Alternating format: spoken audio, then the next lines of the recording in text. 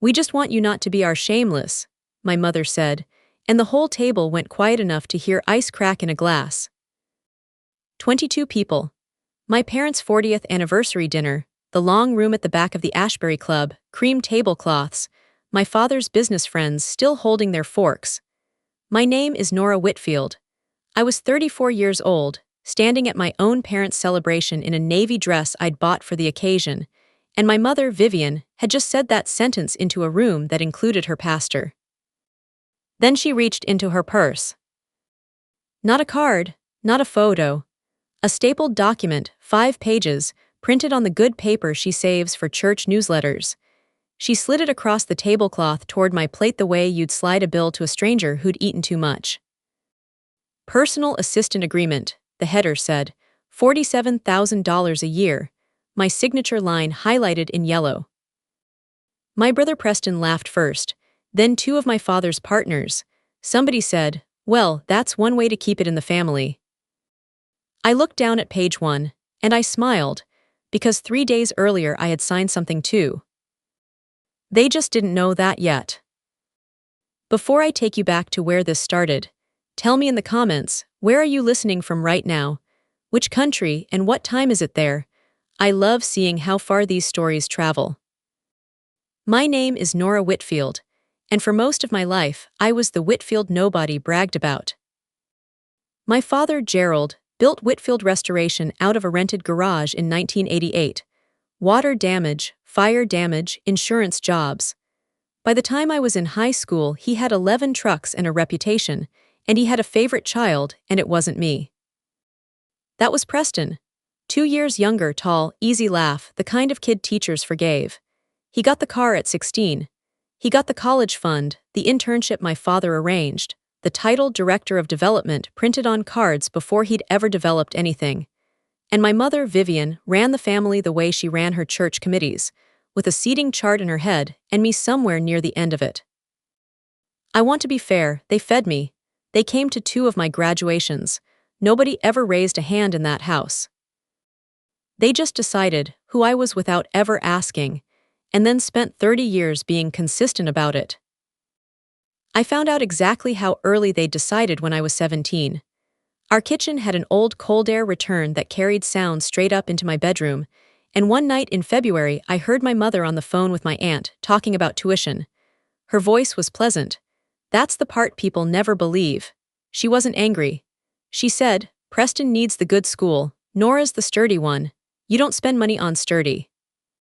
I lay there and I did not cry. What I did was decide that if nobody was going to spend anything on me, then everything I ever got, I was going to be able to prove I earned. So I went to state school on loans, accounting, then a night program for forensic work, then 11 years of other people's messy books. In 2016, I started my own firm out of a spare bedroom, Ledgerline Advisory, compliance, controls, insurance claim auditing. Boring, unglamorous, and absolutely necessary, which is a very good business to be in. My father once described what I do at a barbecue as Nora does the little bookkeeping.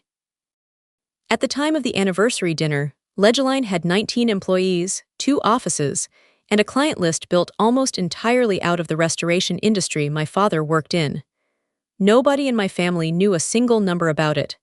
Nobody asked. That's not an accusation. It's just a fact that turned out to matter. Now 4 things happened before that dinner. Remember them, because every one of them comes back. The first was in March of 2021.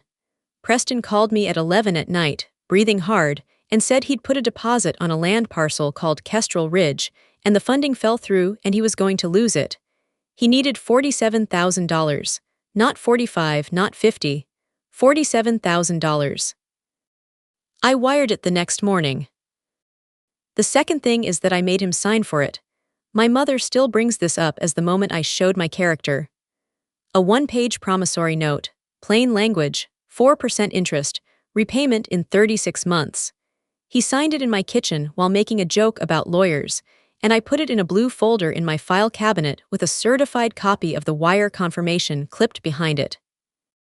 36 months came and went. He never paid $1.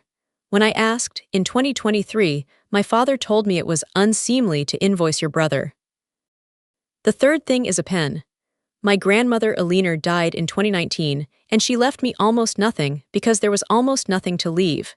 What she left me was a heavy brass fountain pen with a dent near the cap and a note that said, "For the things you'll need to sign one day, read them twice, Nora, then sign slowly." Vivian looked at that pen at the funeral lunch and said, "Well, that's about right." The fourth thing I didn't arrange. It found me.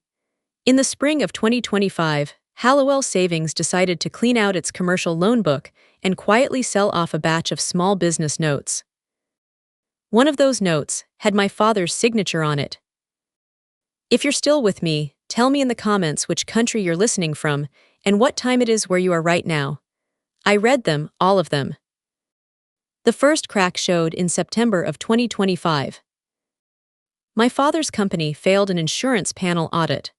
Not the safety part, the paperwork part. Missing moisture logs, subcontractor certs that had expired 8 months earlier, 3 claims billed without documentation. Belhaven Mutual gave him 90 days to remediate or lose panel status, and panel status was roughly $2.1 million, a year of guaranteed referral work. He called me at 7 in the morning, which he had never once done. "You know this stuff," he said. "Come look at it." I looked at it. 6 weeks, mostly nights, rebuilding 2 years of documentation with his office manager, a woman named Denise Kovach who'd been with him since the second truck. We passed. Belhaven renewed. My invoice went out at my family rate, which was $18,500 for work I'd have billed a stranger $41,000 for. My father never paid it. What he said, at Thanksgiving, in front of Denise, was, "You don't send a bill to the man who paid for your teeth." Everyone chuckled. Denise didn't. I watched her look at her plate for a long 3 seconds, and I filed that away. Something else came out of that audit, and this is the part that mattered more than the money. To restore panel status, Belhaven required a credentialed compliance officer of record for the contractor, a licensed professional whose name, license number, and signature sat on file with both the insurer and the state board, and who signed an annual attestation every January. In 2022, when Gerald first got on that panel, he'd needed a name. Mine was the only one in the family with a license behind it, so I signed on. No salary, no title in the company, no mention at a single family dinner. Just Nora Whitfield, license number on file, renewing quietly every January while my father told people I did the little bookkeeping. He had genuinely forgotten. That's not me being poetic. He'd forgotten the same way you forget which stud in the wall is holding the shelf. The second incident was Christmas. Preston stood up in my parents' living room with a glass in his hand and announced he was launching a development arm. Whitfield Ridge Partners, he called it, and he thanked my father and his wife Chloe and a lender, and he described the seed capital as money I put together myself in 2021. 4 years and not $1 repaid, and he stood in a room and called it his own. I said nothing. My mother, refilling glasses, told the room, "Nora keeps the receipts. Somebody has to." The third incident was in February of this year, and it was the one that changed the temperature. I got a call from a compliance analyst at Belhaven, a routine one, confirming my attestation for the year. She asked me to verify a credit reference letter submitted by Whitfield Ridge Partners. Preston had listed Ledgerline Advisory as his firm's financial reference. My firm, my license, my name spelled correctly and everything, on a letter I had never seen, never written, never authorized, attached to a credit application for $460,000. He didn't forge my signature. He was smarter than that, or luckier. He just listed us as if the relationship existed and assumed nobody would ever call to check. Somebody called to check. I told the analyst the truth in 11 words, and then I sat in my car in a parking garage for 20 minutes, hands on the wheel, doing the arithmetic of a lifetime. When I confronted him, he laughed. He actually laughed. "It's a reference, Nora, it's not a crime. God, you're exhausting." And my mother, on speakerphone from her kitchen, "You've always needed to be the injured party. It's not attractive at 34. If you're still here with me, do me a favor and drop your country and your local time in the comments. And tell me honestly, at that point in the parking garage, would you have stayed quiet? Because I did, for 11 more weeks. The fourth thing arrived by mail on a Tuesday in April, and it was not from my family at all. Belhaven Capital, the investment arm that shares a founder with the insurer, was retiring a batch of small commercial notes it had bought from Hallowell Savings. I do compliance work for 2 of their portfolio funds. They send me lists. I read lists for a living. Halfway down page 3. A 2019 commercial note, principal balance $310,000, borrower Whitfield Restoration LLC, guarantor Gerald A. Whitfield personally, collateral the building on Faro Street where his entire operation sits. The note was being offered for sale at a discount to a short list of qualified buyers. I was on the short list. 2 weeks later, my mother called to invite me to their 40th anniversary dinner at the Ashbury Club, and she said, in that pleasant voice, "Wear something that fits. And Nora, your father and I want to talk to you about your future." She had no idea I already owned it. So, back to the Ashbury Club, the long room at the back, 22 people, and a document lying on the tablecloth next to my bread plate. Let me tell you what was actually in it, because my mother had gone to real trouble. 5 pages. Personal assistant agreement between Whitfield Restoration LLC and Nora E. Whitfield. Base compensation $47,000 annually. Duties: scheduling, correspondence, family calendar management, receptionist coverage as needed, and support to the Director of Development, which meant Preston. Reporting to Preston. Section 4 required me to wind down outside bookkeeping activity within 60 days to avoid conflict of interest. Section 9 tied a Christmas bonus to family attendance. They'd had it drafted. There was a law firm's footer on the bottom of every page. Somebody billed hours on this. Read it out loud, Preston said, grinning. Section 4's my favorite. My father cleared his throat the way he does before a toast. It's a good offer, Nora. Salary, insurance, you're inside the family business finally, where we can keep an eye on you. Keep an eye on me, I repeated. You know what he means. My mother's hands were folded. Pearls, hair set that afternoon, the smile she wears in photographs. We just want you not to be our Shameless, that's all this is. You're 34. You've got that little office, you've got no husband, no children, you send bills to your own father. Do you know what people ask me? They ask me what happened to my daughter. Somebody down the table said, oof, like it was a sports play. And here is the thing I want you to understand about that moment. I was not surprised. Surprise would have required hope. What I felt was something closer to relief, the way a doctor feels relief when a scan finally shows the thing they've been suspecting for years. There it is, on the record, in front of a pastor. I looked around the table. 22 faces. My aunt studying her wine. My father's 2 partners, Ray and someone from Belhaven's regional office. Chloe filming, phone low against her chest because Chloe films everything. Denise Kovach at the far end, seated with the staff-adjacent people, not eating. Nobody defended me, not one person. I want to be precise about that, because it's the only reason I did what I did next without hesitating. May I say something? I asked. Of course, my mother said, delighted. She thought I was going to cry or thank her. Those were the 2 outcomes she'd planned for. I reached into my bag and took out my grandmother's pen. Eleanor gave me this in 2019, I said. She left a note with it. She wrote, for the things you'll need to sign one day, read them twice, then sign slowly. I've read this twice. My mother's mouth tightened at the mention of her mother-in-law. It always did. Section 4 is a problem, I said, and I set the pen on the contract, and I kept my voice at exactly the volume you'd use to ask someone to pass the salt. It requires me to wind down my outside practice. I can't do that. It would put Dad off the Belhaven panel by January. Ray laughed. How's your bookkeeping going to affect the panel? Because I'm the compliance officer of record for Whitfield Restoration, I said. I have been since 2022. My license number is on file with Belhaven Mutual and with the state board. I sign the annual attestation every January. Dad signed the appointment form. It's in the panel file. You can pull it on your phone right now. Ray, you have portal access. The room did not go quiet all at once. It went quiet in layers, like a building losing floors. My father's face did something I'd never seen it do. He was searching, genuinely searching, back through 4 years, for a piece of paper he'd signed and never thought about again. That's a formality, he said finally. It's a licensed attestation, I said. It's the opposite of a formality, and I can attest to controls at a company where I'm employed as a receptionist reporting to the director of development. That's a self-review conflict. Belhaven would pull the panel status in a week. $2.1 million a year of referral work gone because you wanted to give me a title with assistant in it. Nobody had picked up a fork in 90 seconds.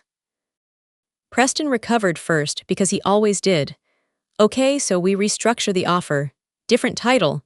Not a big deal, Nora, don't make it a moment. There's a second problem, I said. Of course there is, my mother very quietly to my aunt. I turned to my brother. Whitfield Ridge Partners. In your Christmas toast you described your seed capital as money you put together yourself in 2021. There's a signed promissory note that says otherwise. $47,000, 4%, 36-month term, matured in March 2024, unpaid. I have the original and the wire confirmation. I let that sit for one beat. 47,000, I said. Same number as the salary. Did anyone else catch that, or was it just me? Preston's ears went red. My mother said, that was a gift. It has his signature on it, under the word borrower. You are ruining your parents' anniversary, she said, and her voice finally slipped, finally went thin and high and human. In front of everyone, do you have any shame at all? And that was the door opening. Mom, I said, you said you want me to not be your shameless. I've thought about that word all week. So let's be accurate about who is what in this family. I paid for Preston's land. I rebuilt Dad's compliance file for nothing. I've carried a license for this company for 4 years while you told your friends I do the little bookkeeping. And tonight you handed me a contract that would have destroyed the business you're all eating off of, and you called it concern. Then Denise Kovach stood up at the far end of the table. Gerald, she said, I need to say something, and I need to say it in front of these people, because I've watched this for 11 years and I'm done. 6 weeks last fall, Denise said, Nora sat in my office until 11 at night rebuilding 2 years of moisture logs so this company could keep its panel status. Preston came in twice, once to ask where the good coffee was. She looked at my mother. You've got the wrong daughter, Vivian. You've had the wrong one for 30 years. She picked up her purse and she walked out past the dessert cart, and the room stayed exactly as quiet as she left it. I didn't sign the contract. I capped a leaner's pen, put it back in my bag, and told my parents I'd send an email in the morning. Then I said goodnight politely to every person at that table, including Ray, who couldn't look at me. I drove home under the speed limit with the radio off. Wherever you're listening from right now, whether it's a morning commute or the middle of the night with headphones on, drop your country and your local time in the comments. What Comes Next took 11 weeks to build and about 9 minutes to land, and I want you to hear all of it. Here's what I had signed 3 days before that dinner. On a Friday afternoon in my lawyer's conference room, I signed an assignment agreement purchasing the 2019 commercial note from Belhaven Capital's retirement pool. Original principal $310,000, outstanding balance at the time of purchase $286,400. I paid $241,000 for it, cash from my firm's reserve, through a single-purpose entity my attorney had set up in March. Faro Holdings, LLC. Faro, like the street. My father's building sits at 1400 Faro Street. He named the company after his first truck. I named mine after the ground under his feet, and nobody ever asked what Faro Holdings was, because nobody in that family ever asked me anything. That note carried 3 things Belhaven had never bothered to enforce, and my father had never bothered to read. A personal guarantee from Gerald A. Whitfield, unlimited, which meant the house on Chandler Lane, too. A first-position mortgage on the Faro Street property, appraised last year at $1.35 million. And a financial reporting covenant, audited year-end statements and a quarterly compliance certificate, due within 45 days of each quarter close, delivered to the noteholder. He had not delivered a compliance certificate since 2021. Not one. Hallowell never chased them because Hallowell was a sleepy bank running out the clock on a loan book it was about to sell. I am not a sleepy bank. My lawyer is a woman named Marguerite Ansel, 61 years old, 3 decades of commercial workouts behind her, and the calmest human being I have ever met. When I brought her the file in March, she read it for 40 minutes without speaking, then took her glasses off and said, "Nora, do you want to hurt them, or do you want to be finished with them? Because those are 2 different filings." I said I wanted to be finished. "Good," she said. "Hurt is expensive, finished is just correct."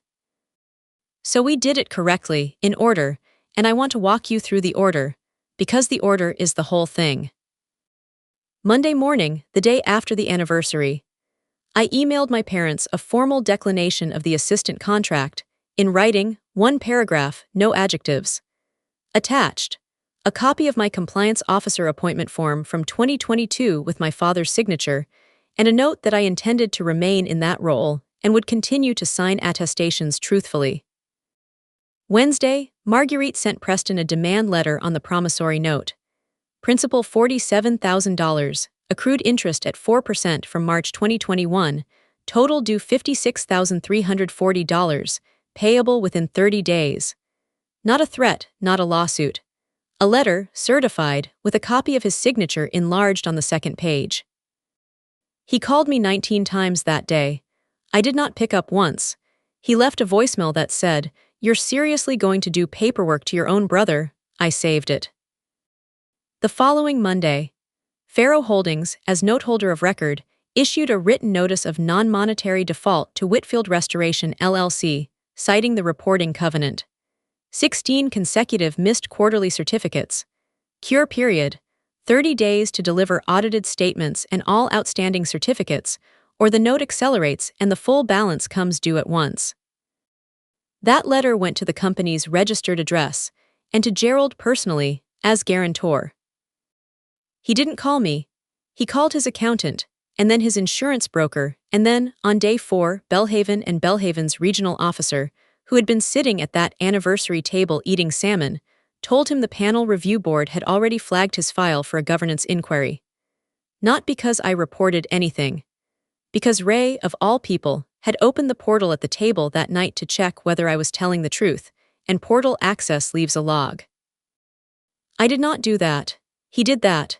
That is the part my family has never been able to accept. Day 6, my mother showed up at my office. 19 employees in an open-floor glass conference rooms, my name on the wall by the elevator.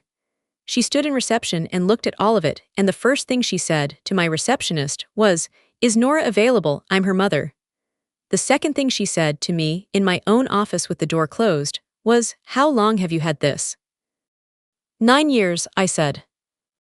"You never told us." "You never asked once." I sat down. "In February 2007, I heard you on the phone with Aunt Marilyn. You said, 'Nora's the sturdy one. You don't spend money on sturdy.' I was 17, and I was lying on my bedroom floor, so I built something nobody had to spend anything on." She sat down slowly in the chair across from my desk, and for the first time in my adult life, my mother did not have a pleasant sentence ready. "Your father can't pay $286,000, she said. "I know exactly what he can pay," I said. "I've read his books more recently than he has." "Then what do you want?" I told her I wanted a meeting. All of them, plus Marguerite, plus a court reporter, at my office, on a Thursday at 10 in the morning. She asked why a court reporter. "Because this family has a habit," I said, "of remembering things differently afterward." They came on the Thursday. All 3 of them, plus Chloe, who was not invited and sat down anyway. My conference room has a long table, which I chose on purpose years ago because I like being able to see everyone's hands. Marguerite sat to my right with two banker's boxes on the floor beside her. The court reporter sat up at the end and said, "Whenever you're ready." My father had aged 11 weeks into about 4 years. He put his hands flat on the table. "Let's not do the lawyer thing," he said. "Let's talk like family." "We tried family," I said. "Family got me a contract with a conflict clause. We're going to do documents today." Marguerite opened the first box. "Item 1, she said. "The note, assigned to Faro Holdings on the 14th of May. Faro Holdings is wholly owned by my client. The outstanding balance including accrued default interest is $291,880. Notice of non-monetary default was served, the cure period expired Tuesday, and the note is accelerated. It is currently due in full." "That's my building," my father said. "It's collateral," Marguerite said. "It has been collateral since 2019, you pledged it." Preston leaned back. "This is insane. She's doing this to her own father over a paperwork technicality." 16 quarters, I said. 4 years of certificates you were contractually required to file. Not one. If a client of mine did that, I'd fire the client. "That's different," Preston said. There it was. "Why?" I asked. He blinked. "What?" "You've said that's different about everything for 4 years. Different when you took $47,000 and called it your own money. Different when Dad decided invoices don't apply between family. Different when you put my firm's name on a credit application for $460,000 without asking. So explain the rule. When does a signature count in this family, and when doesn't it? Because I genuinely like it written down." Nobody answered. The court reporter's keys went quiet. Marguerite slid a folder across to my father. "Item 2, my client's proposal." He opened it. I watched him read, and I watched his shoulders come down about an inch, because it was not what he expected. Here's what was in it. Faro Holdings would forbear on the note for 36 months, and reinstate the original payment schedule at the original rate. No penalty, no fees, no acceleration, if 4 conditions were met. 1. The personal guarantee on the Chandler Lane house stays in place, but I would agree in writing never to pursue the residence. My parents keep their home. Full stop. I never wanted their house. 2. Preston resigns as Director of Development and Whitfield Ridge Partners, withdraws its credit application. In writing, with a corrected disclosure sent to the lender stating that Ledgerline Advisory was never its financial reference. 3. The $56,340 owed to me personally gets paid out of Preston's equity in the Kestrel Ridge parcel, not out of my father's company. His debt, his asset. 4. Whitfield Restoration retains an independent compliance firm, not mine, at market rate. I resign as compliance officer of record effective 90 days out, giving them time to appoint a successor. I was handing the panel status back to them safely and stepping off it forever. My father read it twice. Then he looked up and said the only honest sentence he managed all morning. "You could have taken the building." "Yes," I said. "Why didn't you?" "Because I'm not shameless," I said. "That's the word you both wanted to use on me at your anniversary. So look at the paper in your hand and tell me which one of us has been operating without shame, because I've got a signed note, a signed appointment form, a signed guarantee, and a signed application with my company's name on it that I never authorized. Every single document in this room has one of your signatures on it. Not one of them has mine." My mother started to cry, not performing, the other kind. "We were trying to bring you in," she said. $47,000, Nora, that's not nothing, that was us trying to help. "It was Preston's number," I said. "The exact amount he owed me. He picked it, didn't he?" She didn't answer, and Preston looked at the window, and that was the answer. Chloe spoke up then for the first and last time. "You know I have the whole dinner on my phone. Both of you, everything you said." She put her phone on the table and pushed it toward my mother, screen down. "I've watched it maybe 30 times. I'm not raising a kid around people who talk like that." She and Preston separated in September. My father signed the forbearance agreement at 11:40 that morning. He used his own pen. Then he asked, very quietly, whether I'd come to Christmas.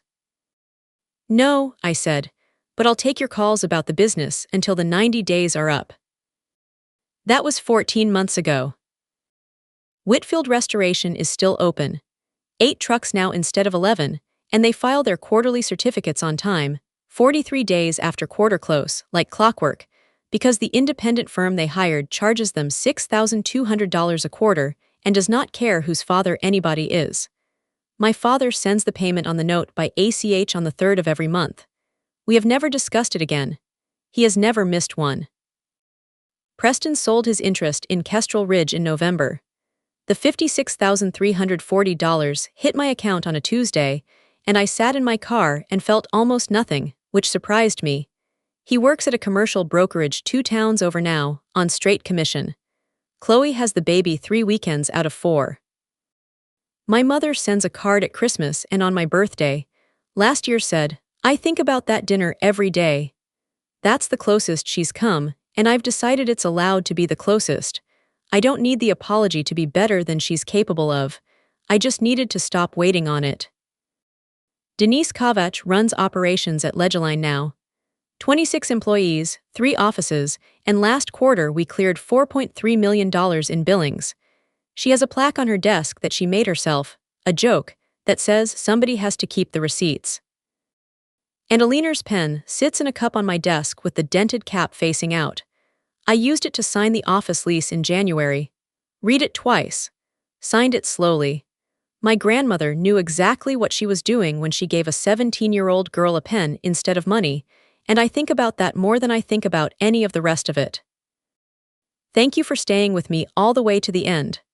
One last time, tell me your country and what time it is where you're sitting right now, and if this story got to you, subscribe so you catch the next one. Here's what I'd want you to take from it. They called me shameless in a room full of people because I sent invoices, kept a note, and asked to be paid for my work. That was the whole crime. In their language, having a record of what you're owed was the ugliest thing a daughter could do. But documents don't hate anybody. They just remember. And I've come to believe the reason certain families are so offended by paperwork is that paperwork is the one thing in the world that won't rewrite the story afterward to make them comfortable. I didn't raise my voice at that table. I didn't take my father's building, and I didn't take my parents' house, and I never sent a single one of those documents to a single person outside that room. I just stopped being the only one in the family who was expected to sign things without reading them. If somebody has spent your whole life deciding who you are without asking you once, you don't owe them a speech. Keep your receipts, keep your license current, and be very careful what you put your name on. Then sign slowly.